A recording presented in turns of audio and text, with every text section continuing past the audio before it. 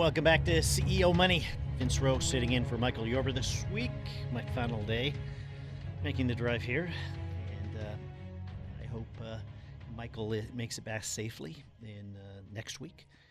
But our next guest, boy, this guy's got a pedigree. He's been around the block. He's been interviewed by some of the rock stars out there. This is Doug Casey.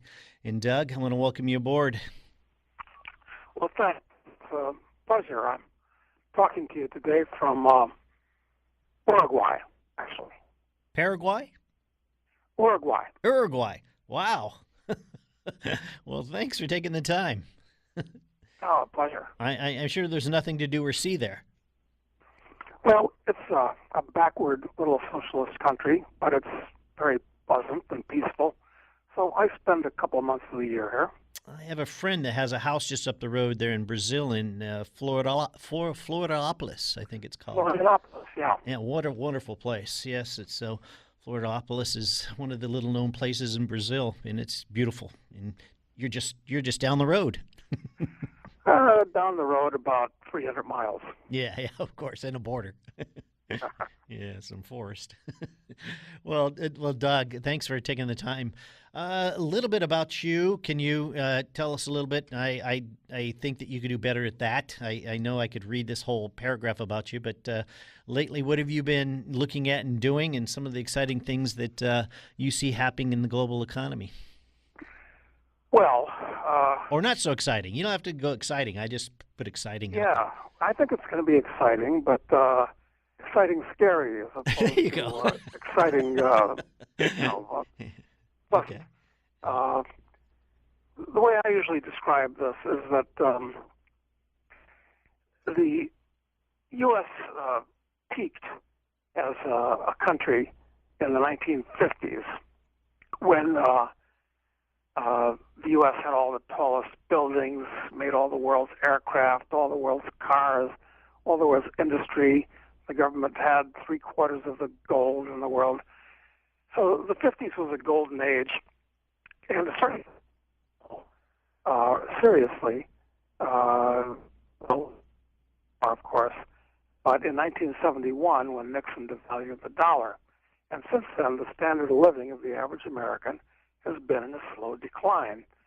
And it got much more serious in 2007 and 8 when the economy almost did collapse. And they papered it over by creating trillions of new dollars to bail out these big financial institutions. Now, look at it as being a hurricane. So we entered the leading edge in 2007, and we've been in the eye of the storm since 2010. It's a big storm. Mm-hmm. It's been papered over. They threw oil on the waters in the form of trillions of dollars. But soon, maybe by the end of this year, it's way overdue. We're going to go into the trailing edge of the hurricane, and it's going to be much worse and much different and much longer lasting than the unpleasantness that you might remember from 2008 and so forth. So that's it in a nutshell. Mm-hmm. So on one end, it's coming in and going out, so it's not going to be a repeat of the last one and be a typhoon, is it? I think it's going to be a lot different than it was in 2008 because there you had prices collapsing of stocks and real estate, especially. But all that money that was created by the government to keep the banks and insurance companies afloat back then is still in the financial system, and it hasn't percolated down to a reasonable level. Still owned by all these corporations, basically. So I think this time around what we're likely to see is high levels of inflation. And right now we're in a hyper bubble for the bond market in particular, although interest rates have gone way up in the last year and a half. Mm-hmm. I think they're going to go much higher. People forget that the U.S. government was paying 15% for its borrowings back in the early 80s. That seems like ancient history today. But yeah, I do remember those days. I'm old enough to remember those days. Yeah, so that now when you start to think about it is that the way you described it, and you gave us the picture of a hurricane, But in a hurricane, normally, if you have good sight, you can see the edge of the storm coming. What are going to be some of those leading indicators, some of the things that we can see that says, okay, here we go, we're gonna step back into it now? Well, I think the stock market has already peaked. The Dow Jones has hit a high. It's been wandering around, kind of headed slowly down. Mm-hmm. The bond market peaked about 18 months ago. Interest rates have been going gradually up. Mm-hmm. So those are two primary indicators. In global economics, and one of the things, go ahead. These things are hard to predict because you've got the U.S. government, which is a gigantic entity and doesn't even know at this point what it owns or doesn't own, what it spends or doesn't spend. Apparently they can lose trillions of dollars that they can't account for. Of course, the country itself has got 330 million people in it. Then we've got the rest of the world, which is going to have a huge effect on what happens in the U.S. So you can't predict these things with precision. Well, I was going to throw that one out at you. Moving parts. I was going to throw that one out at you because it was just something I read just the other day, the 2016 data about the millennials and the new generation of younger adults that are no longer having kids. And if you start to multiply that, it looks like America is going in the wrong direction economically. And doesn't that play a big factor in it, at least in the U.S.? Germany the same way. Oh, yeah, no question about it. The demographics are very interesting. As you know, it takes 2.1, 2.2 kids that survive per female to have a level population. But the U.S. is down to, just hit a new low. What was that low? 1.6, 1.5? Yeah, it was 0.6 or 8, something like that, right? Yeah, something like that. Mm-hmm. So left to itself, the population in the U.S. would be dropping. And it's dropping much, much faster in Europe. Right. Eastern Europe and Western Europe both. They're down. Germany is at critical levels, yep. Oh, yeah, 1.3. Yeah, they're crazy. Like even in countries like Iran, surprisingly, the reproduction rate is about 1.6. So this is going to have a lot of consequences because the reproduction rate in Mexico and Central America are also dropping, but it's very much higher than in the U.S. It's still in the 3 area. So I suspect that what's going to happen in Europe, certainly, is you're going to see not just hundreds of thousands, but you're going to see millions, tens of millions of migrants from Africa overwhelming Europe, take advantage of the welfare programs, which are out of control, and it's going to destroy Western civilization in Europe. And the same thing is happening in the U.S. to a lesser degree. So that's going to have a big effect, too. And so, Doug, I'm going to have to take a break here just for 1 second, is it? But hopefully you hold on and you join us after the bottom of the hour break. And let's talk a little bit about some of the books you have, some of the novels you've written, some of the things that people can do a little bit of research on. And we'll do that right after the break. Is that all right? Super. I'll be here. Wonderful. Doug Casey joining us from Uruguay today. Sounds great. Sounds really good. We'll be back right after this.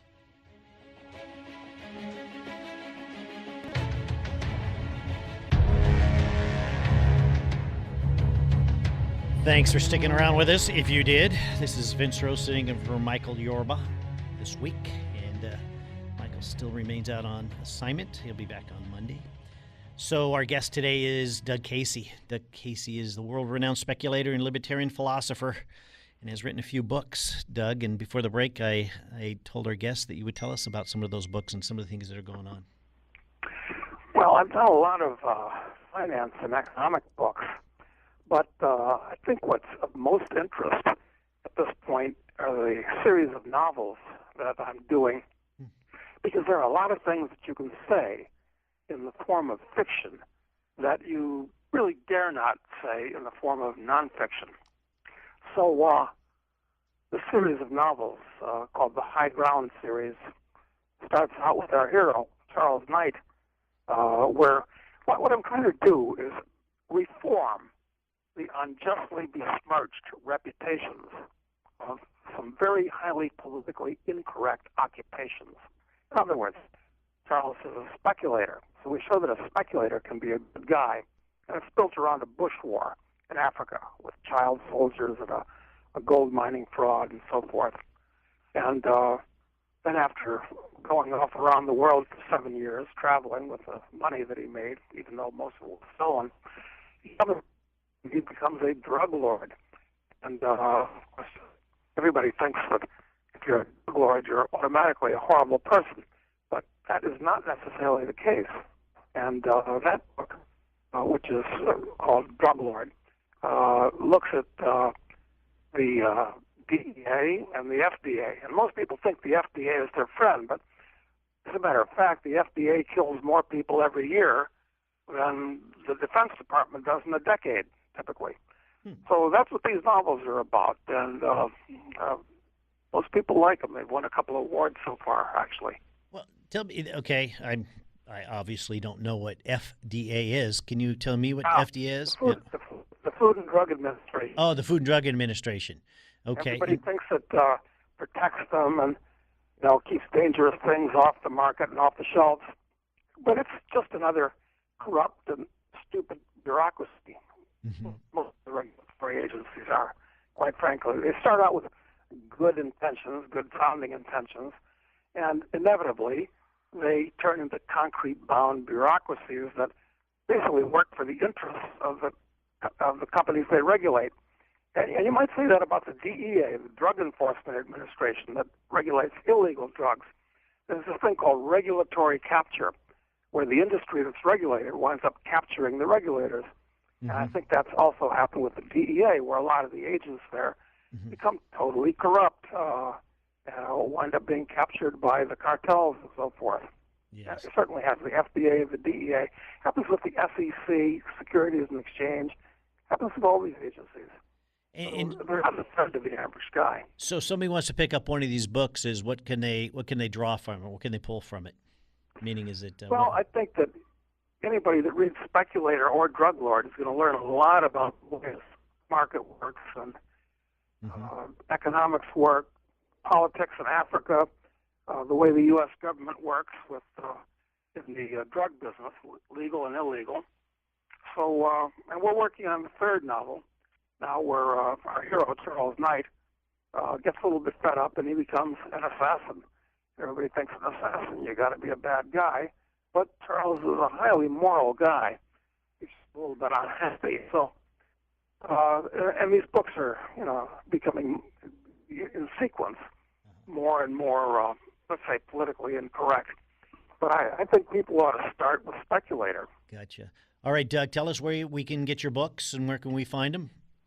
Well, they can go to highgroundbooks.com, or they can go on Amazon, because, of course, you can get everything on Amazon.